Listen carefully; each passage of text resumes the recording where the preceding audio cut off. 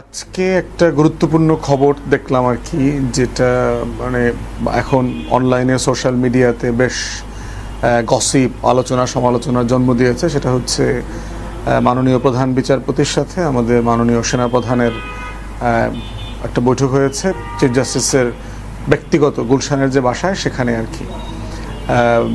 তো এইটা একটা হইল প্রোটোকলের ব্যাপার, প্রধান বিচারপতির সাথে সেনাপ্রধান আসলে মিট করতে পারি কিনা, যেহেতু প্রধান বিচারপতি রাষ্ট্রের একটা বিভাগের প্রধান, তিনটা বিভাগের একটার, এবং সেটা প্রধান উপদেষ্টার অনুমতি ছাড়া এই ধরনের মিটিং হওয়া সম্ভব কিনা, এবং প্রধান উপদেষ্টার সাথে যে লাইন অফ কমিউনিকেশন প্রধান সেনাপতির থাকার কথা, সেটা এখানে ব্রেক হয়েছে কিনা, এই আলোচনা তর্কটা তো আছে, বৈধতা অবৈধতার প্রশ্ন। এবং সেনাপ্রধান যে প্রধান উপদেষ্টার কথা শোনেন না, প্রধান উপদেষ্টার নির্দেশনা মানেন না অথবা কোঅপারেট করেন না, এইরকম একটা কথা অ্যাডমিনিস্ট্রেশনের ভিতরে বেশ চাওর আছে, যেটা আমাদের কারোর জন্য খুব মানে কল্যাণকর না, সুখকর না। তো সেই জায়গাতে আরও কয়েকটা বিষয়, প্রধান বিচারপতিকে আমরা বিভিন্ন সময় দেখেছি যে American ambassador, charge D affairs যে আছে, ব্রিটিশ হাই কমিশনার, ইউর যে হেড অফ ডেলিগেশন, তার সাথে মিটিং করতে আমরা দেখেছি। এবং আমার বিশ্বাস সেনাপ্রধানও বিভিন্ন ফোরামে এই ধরনের লোকদের সাথে মেলামেশা করেন, কথা বলেন। এবং এই আজকের এই মিটিংগুলোকে দেখে এবং গত কয়েকদিনের আরও কিছু খোঁজখবর পাওয়ার পরে মনে হচ্ছে যে একটা ভয়ঙ্করের একটা চক্রান্ত এখানে চলছে আর কি। এখন সেনাপ্রধানের সাথে প্রধান বিচারপতির আসলে কি আলোচনা হইতে পারে, মানে টপিক কি, এটা মানে একটা বাহিনী প্রধান, তিনি আসলে কি নিয়ে কথা বলতে চান, প্রধান বিচারপতির সাথে বিজনেসটা কি। এখানে পলিটিক্যালি চিন্তা করলে শুধুমাত্র একটা দুইটা মোটা দাগে বিষয় দেখতে পাই আর কি। একটা হচ্ছে আপনার কেয়ারটেকার যে নির্বাচনকালীন সরকার ব্যবস্থাপনাটা আছে, সেটা একটা রায়ের মাধ্যমে প্রায় ফিরে আসছে। আর যেহেতু এই প্রধান বিচারপতির মেয়াদ ডিসেম্বরে শেষ হয়ে যাওয়ার কথা, তাহলে টেকনিক্যালি তিনি চাইলে আগামী নির্বাচনের আগে নির্বাচনকালীন সরকার প্রধান হতে পারেন, কেয়ারটেকারের আইডিয়াটা মাথায় রেখে। সেটা প্রয়োজন আছে কিনা, হওয়া দরকার হবে কিনা, সেগুলো অন্য আলোচনা, বাট টেকনিক্যালি এটা হওয়া সম্ভব। এবং 91-এ আমরা দেখেছি কীভাবে শাহাবুদ্দিন সাহেবকে এনে আপনার প্রধান বিচারপতি পদ থেকে ভারপ্রাপ্ত রাষ্ট্রপতি, উপরাষ্ট্রপতি, রাষ্ট্রপতি করে নির্বাচন করে আবার উনি জুডিশিয়ারিতে ফিরে গেছেন। তো সেই রকম একটা আলোচনার ইঙ্গিত আমরা দেখতে পাচ্ছি যে মানে প্রফেসর ইউনূসের সরকার ব্যর্থ, আইন শৃঙ্খলা রক্ষা করতে পারছে না, অতএব এইটার অধীনে ভালো নির্বাচন হওয়া সম্ভব না। তো নির্বাচনকালীন একটা ভালো সরকার দরকার, একটা যে সরকারটা ফাংশনাল হবে এবং বাই ডিফল্ট যেই সরকারটা প্রধান সেনাপতির মানে কথায় চলবে, তার নিয়ন্ত্রণে থাকবে শতভাগ, এইরকম একটা বাস্তবতার আভাস আমরা দেখতে পাচ্ছি আর কি। এবং আরেকটা জিনিস যেটা ঘটছে সেটা হচ্ছে যে তাহলে ফিরিঙ্গিদের সাথে মিটিংয়ের মানে রিয়েলিটিটা কি, যে আমেরিকান অ্যাম্বাসেডার অথবা ব্রিটিশ হাই কমিশনার, ইউ ডেলিগেশনের চিফদের সাথে প্রধান বিচারপতির মিটিং অথবা সেনাপ্রধানের সাথে যদি কখনো মিটিং হয়ে থাকে, সেটা কেন হচ্ছে। এইটার ক্রিটিক্যাল পয়েন্ট হচ্ছে আপনার দক্ষিণপন্থীদের উত্থান, সোকল্ড। বাংলাদেশে দেখবেন যে ইসলামপন্থীদের উত্থান হচ্ছে, জামাত, হেফাজত, চরমোনাই, ইসলামী আন্দোলন বাংলাদেশ, ইসলামী ঐক্যজোট, খেলাফতে মজলিস, এরা সবাই খুব স্ট্রেনদেন হয়েছে, অনেক শক্তিশালী হয়েছে এই সরকারের অধীনে। এইরকম একটা ডিসকোর্স বিএনপি থেকে শুরু করে প্রায় সকল মানে বাম ঘরানা, বুদ্ধিজীবী, সুশীলরা সবাই বলছে যে বাংলাদেশে একটা ইসলামপন্থীর উত্থান হচ্ছে। তাহলে সেইখানে সেনাপ্রধান, দিল্লি, তাদের একটা ইনক্লুসিভ ইলেকশনের কিন্তু বয়ান আছে। তারা সবাই চাচ্ছে ইনক্লুসিভ ইলেকশন মানে হচ্ছে আওয়ামী লীগকে অংশীদান করে নির্বাচন করতে হবে, যেটা আলটিমেটলি আমরা কোনো রাজনৈতিক দল এই ব্যাপারে একমত না, যে আওয়ামী লীগের রাজনীতি নির্বাচন করবার কোনো অধিকার থাকতে পারে না। এবং জুডিশিয়ারির পক্ষ থেকে একটা ডিসিশন আসবে আমরা ধারণা করছি আইসিটিতে, তার আগ পর্যন্ত তার কার্যক্রম সাসপেন্ড থাকবে।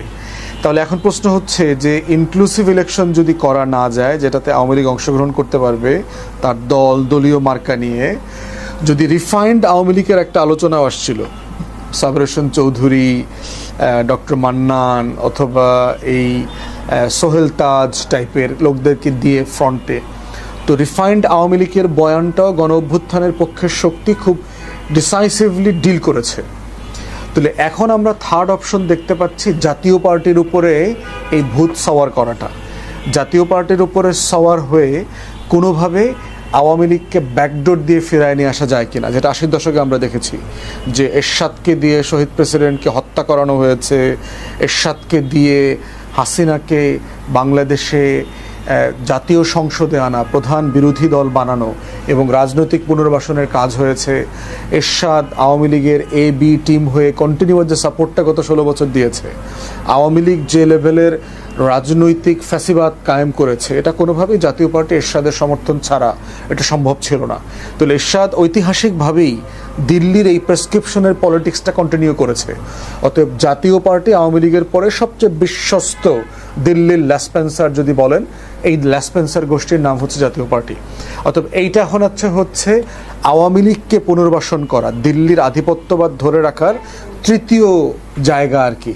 এবং এটাকে কেন্দ্র করে দেখতে পাচ্ছেন যে জাতীয় পার্টির বা নেতাকর্মীদের ব্যাপারে তেমন কোনো মামলা টামলা হয় নাই, তাদের ব্যাপারে গ্রেফতার করা, চুরি চামারি তারা যে করছে, জাতীয় পার্টির নেতারা যে শত শত কোটি টাকার মালিক হয়েছে বিভিন্ন জন, তাদের পার্টির সেক্রেটারি মুজিবুল হক চুন্নুর বিরুদ্ধে প্রচুর রিপোর্ট হয়েছে, আরও অনেক নেতার বিরুদ্ধে হয়েছে। তাদের এই আওয়ামী যে দুঃশাসনের মামলাগুলো, গণহত্যার মামলা, কোথাও দেখবেন JM কাদের সাহেব থেকে শুরু করে কারো বিরুদ্ধে তেমন কোনো মামলা হয়নি।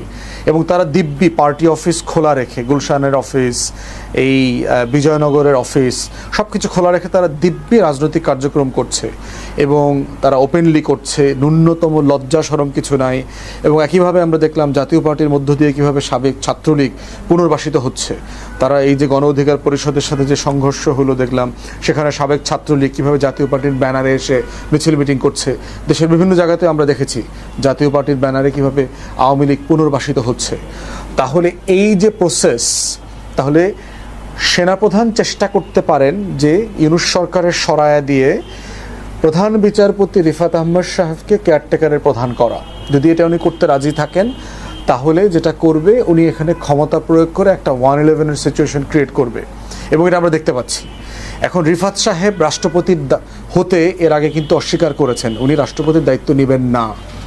এখন প্রশ্ন হচ্ছে, যেই গণ অভ্যুত্থান এই জনাব রিফাত আহমদ সাহেবকে প্রধান বিচারপতি বানালো, যিনি অলরেডি হাইকোর্টের সবচেয়ে সিনিয়র বিচারপতি হওয়ার পরও অ্যাপিলেট ডিভিশনে স্থান পান নাই, তিনি আজকে এই গণ অভ্যুত্থানের কারণে 1400 শহীদের কারণে আজকে প্রধান বিচারপতি হওয়ার সুযোগ পেয়েছেন এবং এটার জন্য সে যোগ্য। তিনি কি আসলে এই দিল্লির এজেন্ডা বাস্তবায়নে অংশীদার হবেন? তাকে কি আমরা আগামী দিনে মির্জাফর এবং গাদ্দার বলে গালি দিতে বাধ্য হব? তার মাধ্যমে কি 1400 শহীদ বেইমানি শিকার হবেন? লেন্দুব দর্জির শাসন ব্যবস্থা কায়েম হবে? তিনি কি আসলে এই প্রফেসর ইউনূসের সরকারের সাথে বেইমানি করে, যাদের মাধ্যমে উনি প্রধান বিচারপতি হলেন, তাদেরকে ছুরি মেরে বেইমানি করে দিল্লির এই যে ছক রাজনীতির, আওয়ামী লীগকে ফিরায় নিয়ে আসার ছক, এই ছকে রাজি হবেন? আমাদের গণ অভ্যুত্থানের সকল শক্তিকে উনি মানে শুধু মনোকষ্ট না, উনি বেইমানি করবার এই কাজটার দায়িত্ব আসলে নেবেন কিনা, সেটা yet to see, history will জাজ। এবং সেটা যদি করেন, মাননীয় প্রধান বিচারপতি মনে রাখবেন, মির্জাফর এবং লেন্দুব দর্জিদের মৃত্যু কিন্তু সম্মানজনক মৃত্যু হয় নাই। এবং আপনার বিরুদ্ধেও সারা বাংলাদেশ আপনাকে যেভাবে সম্মান করে, আপনার বিরুদ্ধে আমরা ফাইট করেছি যেভাবে প্রধান বিচারপতি হবার ব্যাপারে, আপনার ব্যাপারেও কিন্তু দেশের মানুষ আপনাকে গাদ্দার বেইমানের তালিকা রাখবে। এবং এর আগের প্রধান বিচারপতিদের ব্যাপারে যে ঘটনাগুলো ঘটেছে, সিনহা, ABM খায়রুল হক, এই ঘটনাগুলো দয়া করে মনে রাখবেন। দয়া করে গণ অভ্যুত্থানের বিপক্ষে যাবেন না, 1400 শহীদের রক্তের সাথে গাদ্দারি করবেন না, এইটা আমাদের বিনীত অনুরোধ। যদি করেন, ইতিহাসের যেই পরম্পরায় যা ঘটেছে, এগুলোর বাস্তবতা আপনার জীবনেও ফিরে আসতে পারে, এটা মনে রাখবেন। এখন বাকিটা আপনার জাজমেন্ট। আপনি এখন আমেরিকান অ্যাম্বাসেডার কি বলছে, ব্রিটিশ হাইকমিশনার কি বলছে, EU ডেলিগেশনের চিফ কি বলছে, এবং সেটা দিয়ে আপনি প্রধান সেনাপতির মানে পারসুয়েশনে যদি আপনি এই কাজটা করেন, এই বাস্তবতা পরিণতিগুলোর ব্যাপারে আমি বিনীতভাবে আপনাকে আগাম জানিয়ে রাখলাম আর কি। এরপরে দেখেন ঘটনা যেগুলো ঘটতেছে, 1/11-এর সিচুয়েশনটা কীভাবে ক্রিয়েট হয় দেখেন। লগি বৈঠার কথা আমাদের মনে আছে, 2006-এর 28শে অক্টোবর যে আওয়ামী লীগ যে লেভেলের তাণ্ডব করলো ঢাকা শহরে এবং ঢাকার বাইরে, লগি বৈঠা এনে দিনের দুপুরে ক্যামেরার সামনে প্রায় 21 জন অথবা 28 জন রাজনৈতিক দলের নেতাকর্মীকে রাজপথে কুকুরের মতো সাপের মতো পিটায়া হত্যা করলো। এবং এই সিচুয়েশনটা কি হয়েছে, আইন শৃঙ্খলা ধসে পড়েছে, অতএব এই নির্বাচন হওয়া সম্ভব না। এটাকে কেন্দ্র করে জানুয়ারি 2007-এ যে নির্বাচন হওয়ার কথা ছিল সেই নির্বাচনটা বাতিল হয়ে গেল। তত্ত্বাবধায়ক যারা প্রধান ছিলেন রিজাইন করলেন, ইয়াজউদ্দিন এর কাছ থেকে দায়িত্ব মইনুল আহমদের কাছে চলে গেল, দিল্লির ইলেকশন ইঞ্জিনিয়ারিং এবং এই যে দিল্লির আধিপত্যবাদ কায়েম হইল। এবং দেখেন একই নাটক কিভাবে ছক করতেছে দিল্লির যে বিশাল অংশ। এবং আমি যখন মাননীয় প্রধান সেনাপ্রধান এবং এই যে প্রসেসের কথা বলছি, সেনাবাহিনীর যারা সম্মানিত সদস্য আছেন, সিপাহী আছেন, জওয়ান আছেন, কর্মকর্তা আছেন, দয়া করে আমার কোনো বক্তব্যকে আংশিক বুঝবেন না। আপনাদের জন্য যখন কেউ কথা বলার ছিল না, পিলখানার শহীদদের জন্য, তখন কিন্তু আমি ঝুঁকি নিয়ে বাংলাদেশে রাজপথে বক্তব্য দিয়েছি। পিলখানায় হাজার হাজার মজলুম বিডিআর জওয়ানের জন্য যখন কথা বলার মানুষ ছিল না বাংলাদেশে, তেমন সেখানেও কিন্তু আমি আওয়ামী লীগের বিরুদ্ধে তখন ঝুঁকি নিয়ে কথা বলেছি। আওয়ামী আমলে মজলুম এই সশস্ত্র বাহিনীর যারা কর্মকর্তা, যারা সিপাহী ছিলেন, যারা নির্যাতনের শিকার হয়েছেন, আপনাদের হয়ে কিন্তু আমরা কথা বলেছি। অতএব আমি সেনাবাহিনীর বিরুদ্ধের লোক না, সশস্ত্র বাহিনীর বিরুদ্ধের লোক না, আমি বাংলাদেশের স্বাধীনতার পক্ষের লোক, আজাদির পক্ষের লোক। অতএব সেনাবাহিনীর ভিতরে যারা যারা দিল্লির এজেন্ডা বাস্তবায়ন করছে, আমার আজাদির বিপক্ষে দাঁড়াচ্ছে, আমার স্বাধীনতা সার্বভৌমত্বের বিপক্ষে দাঁড়াচ্ছে, আমি যখন বক্তব্যে কথা বলি শুধু তাদেরকেই বলি। আমাদের গোয়েন্দা সংস্থাগুলো ডিজিএফআই, এনএসআই, ডিবি, এসবি, এই যে টোটাল আইনশৃঙ্খলা বাহিনী ফোর্সেস, আমাদের আমলাতন্ত্র, এর ভিতরের যে বিশাল আওয়ামী দোসররা রয়ে গেছে, আমার বক্তব্য সামরিক এবং বেসামরিক সেই আমলাতন্ত্রের বিপক্ষে, দেশপ্রেমিক অংশের বিপক্ষে না। তাই এই জায়গাটা দয়া করে আলাদা করে দেখবেন না। আমি এই ফোর্সেসগুলোর সংস্কার চাই, তাদেরকে প্রফেশনাল সোলজার আকারে দেখতে চাই এবং দেখতে চাই তারা যে কোনো সময় যে কোনো পরিস্থিতিতে ভারতের গোলামি মেনে নেবে না, দিল্লির আধিপত্যবাদ মেনে নেবে না, 1400 শহীদের সাথে বেইমানি করবে না, গণ অভ্যুত্থানের বিপক্ষে যাবে না, আমার মুক্তির লড়াইতে আমার স্বাধীনতার পক্ষে থাকবে। এটাই হচ্ছে আমরা দেখতে চাই এবং আমরা এটা সংস্কার চাই এবং এটা নিয়ে আমি খোলামেলা আলাপ করছি। এর ভিতরে কোনো ষড়যন্ত্র নাই আমার, আমি কারো এজেন্ডা বাস্তবায়নের রাজনীতি করি না। আমি I speak my mind and conscience, যে আমি যেটা রাইট মনে করি দেশের জন্য, আমার পিপুলের জন্য যেটা সঠিক মনে করি, আমি সেটা নিয়ে কথা বলি। তাই সশস্ত্র বাহিনীকে বলছি, দয়া করে আপনাদের সিনিয়র যে ক্রিমিনাল গ্যাং আছে, সিনিয়র লিডারশিপের বিরুদ্ধে আমি কথা বলছি, আমি পুরো বাহিনীর বিরুদ্ধে কথা বলছি না। কারণ আমি জানি যে একটা ফোর্স, একটা দেশপ্রেমিক শক্তি কতটা জরুরি, এটা 71-এ আমরা হারে হারে টের পেয়েছি। আমরা জানি আপনাদের অগ্রজ অফিসাররা যারা ছিলেন তারাই সেক্টর কমান্ডার ছিলেন, তারাই স্বাধীনতার ঘোষণা দিয়েছেন মেজর জিয়া থেকে শুরু করে, এবং তারাই আমাদের মুক্তির লড়াইতে নেতৃত্ব দিয়েছেন। এবং আমরা চাইব এখনও সেই আধিপত্যবাদের বিরুদ্ধে আমার মুক্তির লড়াইতে আপনারা দিল্লির পক্ষ হবেন না, আপনারা আজাদির বিপক্ষে যাবেন না, এটাই হচ্ছে আমরা চাচ্ছি। তাহলে এখন সেনাপ্রধান আজকের মিটিংয়ের মধ্য দিয়ে ইনক্লুসিভ নির্বাচন, আওয়ামী লীগ পুনর্বাসন, জাতীয় পার্টিকে সেফগার্ড করা, এবং আমরা দেখেছি যে এই গণ অধিকার পরিষদের নেতারা বারবার বলছে যে বিভিন্ন মিলিটারি অফিসার তাকে ফোন দিয়েছে, জিএম কাদেরের বিরুদ্ধে যেন কথা না বলা হয়, এরশাদ জাতীয় পার্টির বিরুদ্ধে যেন কথা না বলা হয়। এটা কেন বলবে? রাজনৈতিক দল কেন এই কাজটা, কেন এই ইনস্ট্রাকশনটা শুনবে? প্রজাতন্ত্রের কর্মচারীদের কথা কেন রাজনীতি করবে? অতএব সেই জায়গাতে নুরুকে যদি আপনারা কোনো কারণে সিকিউরিটি থ্রেট মনে করেন, জাতীয় নিরাপত্তার হুমকি মনে করেন, সেটা তো আইনি প্রসেস আছে, ডিউ প্রসেস অফ লতে আপনারা এটা ডিল করেন। যদি গোপন তথ্য হয় অন্তর্বর্তীকালীন সরকারের সাথে শেয়ার করেন। আপনারা যদি মনে করেন যে তাকে গ্রেফতার করা দরকার, তাকে আইনের আওতায় আনা দরকার, এটার তো আইনি প্রসেস আছে। প্রসেস ছাড়া আপনি একজন রাজনৈতিক ব্যক্তিকে কেন পিটাবেন, এরকম ব্রুটালি কেন মারবেন?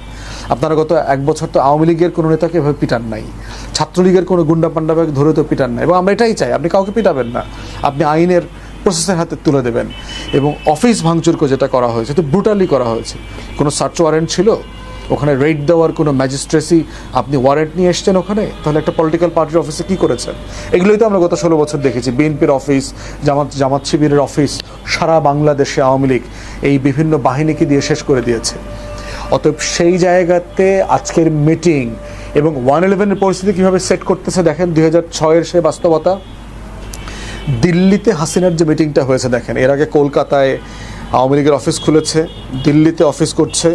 হাসিনা তো খুবই আরামে আসে, ওখানে আছে খুবই সিকিউর জায়গাতে। এস আলম গোপনে গাড়ির নেম প্লেট ছাড়া গিয়ে ওখানে হাসিনার সাথে 6-7 ঘন্টা মিটিং করছে টানা। সেখানে দিল্লির বিভিন্ন লেভেলের গোয়েন্দা সংস্থার লোক, ফরেন মিনিস্ট্রির লোকরা পর্যন্ত উপস্থিত ছিল এবং সেখানে টাকা পয়সার লেনদেনের আলোচনা হয়েছে। 4,000 কোটি টাকা দরকার এই নির্বাচনের আগে অন্তর্বর্তীকালীন সরকারকে আন্ডারমাইন করা, এখানে অস্থিরতা তৈরি করা, অরাজকতা তৈরি করা, নির্বাচনকে যেন পিছায়া দেওয়া যায়, নির্বাচনকে কেন্দ্র করে যেন একটা পুরো দেশ উল্টাপাল্টা হয়ে যায়, সেটা কিন্তু আমরা দেখতে পাচ্ছি। এই পরিকল্পনার অংশ হিসেবে কিন্তু টাকা পয়সার লেনদেন ছড়িয়ে গেছে। এই যে মঞ্চ 71-এর নাটক করলো দেখলেন ডিআরইউতে, এই যে সুশীল শাহবাগীরা মিলে এই যে আওয়ামী চেতনাবাজ ব্যবসায়ী যারা ছিল, এই দেখেন এই চেতনাবাজরা কিন্তু বিশিষ্ট বুদ্ধিজীবী আকারে হাজির হয়েছে, বিশিষ্ট সুশীল আকারে আসছে। দক্ষিণপন্থীদের উত্থান, অতএব হুজুরদেরকে ঠেকাইতে হবে, হুজুরদেরকে ঠেকাইতে হলে আমার সেকুলার লিবারাল পলিটিক্যাল দল লাগবে, অতএব আওয়ামী লীগের বিকল্প নাই। ন্যূনতম যদি আওয়ামী লীগকে এখন গণহত্যার অভিযোগে যেহেতু বিচার চলছে, তারা এখনও ক্ষমা চায় নাই, তাদেরকে হয়তো নির্বাচনে আনা যাবে না, তো আপাতত জাতীয় পার্টির ব্যানারে ফিরায় নিয়ে আসা। এবং এস আলমের টাকার রং দেখেন, চট্টগ্রাম বিশ্ববিদ্যালয় কেন্দ্রিক যে মারামারি হচ্ছে, মঞ্চ 71 নিয়ে যেই ঝামেলাটা পাকলো এখানে দেখলেন, তারপরে গণ অধিকার পরিষদ, নুরু, জাতীয় পার্টির অফিস নিয়ে যে বিষয়টা চললো এখানে, এরপরে আজকে ধানমন্ডির সামনে আওয়ামী লীগের ঝটিকা মিছিল, গুলিস্তানে গত 2-3 দিন আগে আওয়ামী লীগের ঝটিকা মিছিল, এইগুলো কিন্তু এস আলমের টাকা যে কথা বলছে এগুলোর প্রমাণ। এখানে যে প্রচুর অস্থিরতা সৃষ্টির চেষ্টা করা হচ্ছে, তাহলে এর মানে কি এটা প্রমাণ করা যে অন্তর্বর্তীকালীন সরকারকে ব্যর্থ প্রমাণ করা? অন্তর্বর্তীকালীন সরকার পারছে না, ইমার্জেন্সি দিতে হবে, নির্বাচন ভালো হবে না। সিপিডিও দেখলাম 6-7টা অস্থিরতার কথা বলছে যে কেন ফেব্রুয়ারিতে ভালো নির্বাচন হওয়া সম্ভব না, এবং ওই একই বয়ান তৈরি করবার চেষ্টা করা হচ্ছে বিভিন্ন সুশীল বুদ্ধিজীবীদের মাধ্যমে। তাহলে এক্স্যাক্টলি যেই প্লেয়াররা, বিভিন্ন পত্রিকার সম্পাদকরা, বিভিন্ন থিঙ্ক ট্যাঙ্কের প্রতিষ্ঠানরা, বুদ্ধিজীবী লেখকরা যেই ভাষায় 111-এর বৈধতা, সম্মতি, বয়ান তৈরি করেছিল, যাদেরকে ঠেকানোর জন্য তারা প্রস্তুতি নিচ্ছিল, সেই বাস্তবতাগুলো কিন্তু তৈরি হচ্ছে।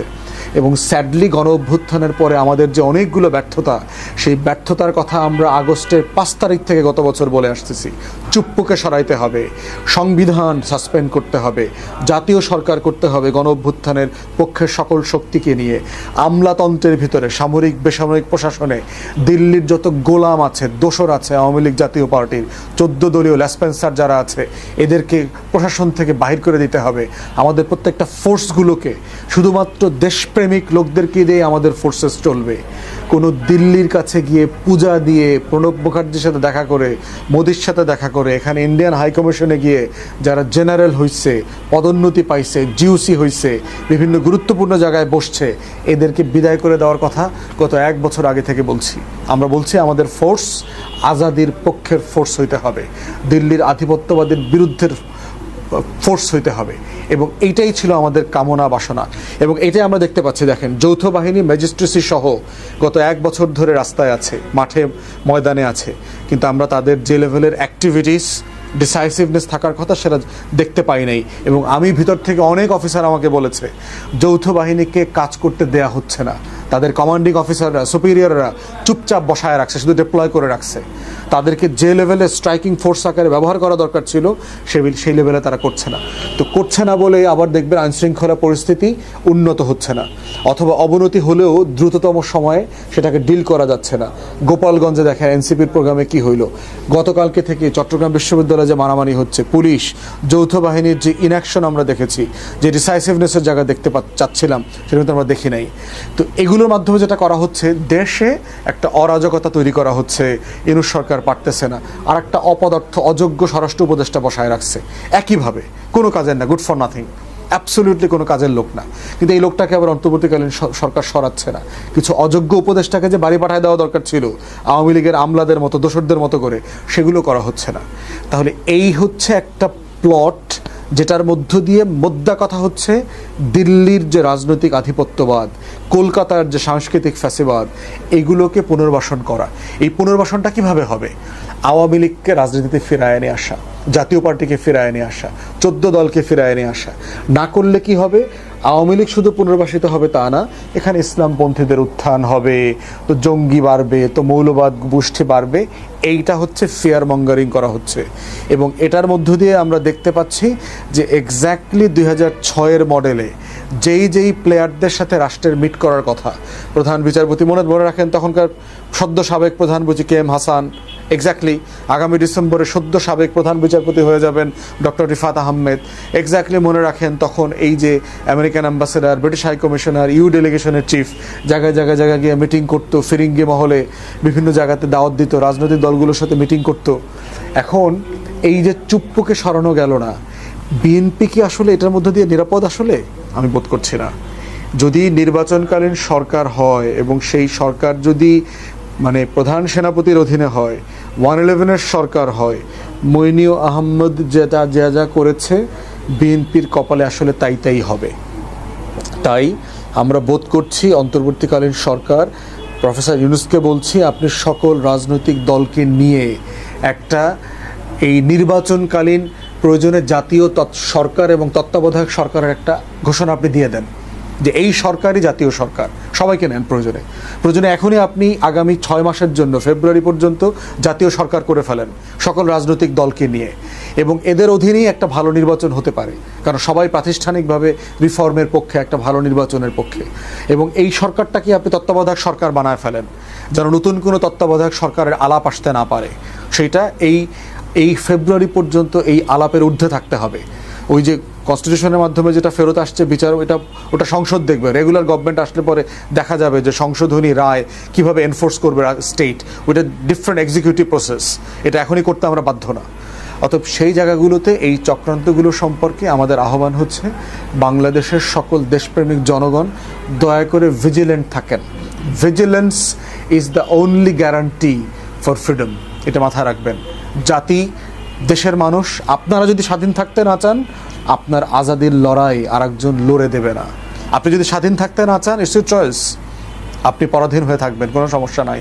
আমার বাহিনীগুলো, আমার পুলিশ, আমার র্যাব, আমার গোয়েন্দা সংস্থাগুলো, আমাদের সশস্ত্র বাহিনী, সেনাবাহিনী, আমাদের বিমান বাহিনী, নৌবাহিনী, কোস্টগার্ড, এই প্রত্যেকটা বাহিনীকে আমরা এই আজাদির রক্ষার লড়াইতে পাশে চাই, গণ অভ্যুত্থানের পক্ষে চাই, আমরা 1400 শহীদের পক্ষে চাই। দিল্লির আধিপত্যবাদের এই লড়াইতে কোনো বয়ানের উপরে ভিত্তি করে আওয়ামী লীগকে, জাতীয় পার্টিকে পুনর্বাসন করে গণ অভ্যুত্থানকে ব্যর্থ করে দেবার এই রাজনীতিতে যেন আমার কোনো বাহিনী না পড়ে। দয়া করে আমার দেশপ্রেমিক যারা সশস্ত্র বাহিনীর সদস্যরা আছেন, জওয়ান আছেন, জুনিয়র অফিসাররা আছেন, যে লেভেলে আছেন, দয়া করে এই ফাঁদে কেউ পা দেবেন না। দিল্লি আমার জাতীয় শত্রু, এইটা আমার সীমান্তের প্রত্যেকটা জায়গায় শত্রু, সে আকাশে হোক, আমার জলে হোক, আমার স্থলে হোক, আমার সাইবার স্পেসে হোক, সব জায়গাতে। এবং এই শত্রু মোকাবেলা করার মধ্য দিয়েই আমার রাষ্ট্র হবে, বিনির্মিত হবে। এবং এটাই হচ্ছে গণ অভ্যুত্থানের স্বপ্নের বাংলাদেশ। আমরা সবাই মিলে, সিপাহী, জনতা, সাধারণ মানুষ, রাজনৈতিক দল, গণ অভ্যুত্থানের সকল পক্ষ মিলে আমরা সেই লড়াইটা চালিয়ে যাব ইনশাআল্লাহ। সবাইকে ধন্যবাদ।